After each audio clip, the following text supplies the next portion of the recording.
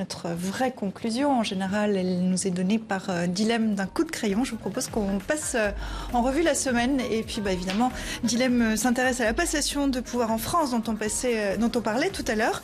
Toi, président, dit François Hollande et Emmanuel Macron. Un clin d'œil à sa célèbre anaphore d'il y a 5 ans, moi, président.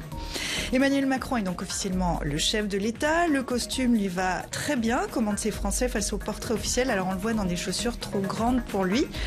Emmanuel Macron qui accède au pouvoir alors qu'une vague de cyberattaques simultanées touche 150 pays dans le monde. Une première à cette échelle. C'est une des grosses informations de ce week-end également. 200 000 victimes, essentiellement des entreprises, indique Europol aujourd'hui. Ça suscite de l'inquiétude chez les experts en sécurité. Et puis auprès du groupe État islamique également qui s'attend à une explosion du chômage, d'après Dilemme. Il est assez juste peut-être ce dessin de Dilemme, c'est-à-dire qu'aujourd'hui le vrai risque est un cyber-risque, Thomas? C'est ce qu'on a pu voir effectivement ces derniers jours, une attaque incroyable qui en plus, d'après ce que l'on sait, ce sont des hackers qui ont exploité des logiciels mis au point par la NSA. Est-ce qu'il y a une faute aujourd'hui de la NSA? Est-ce que la NSA aurait dû prévenir?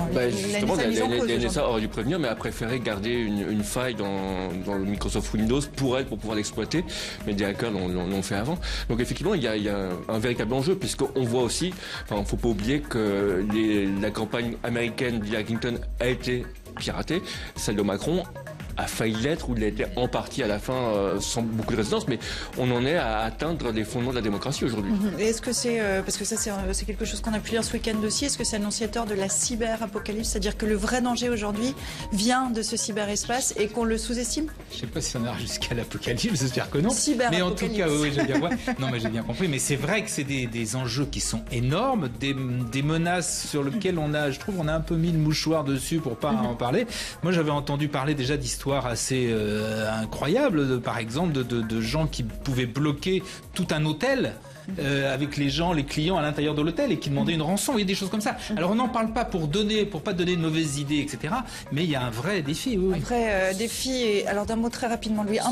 Cela dit, on est passé en travers des gouttes avec le bug de l'an 2000, donc les gens sont confiants. Ils ont raison. Le bug de l'an 2000, c'était il y a 17 ans. Le monde a changé.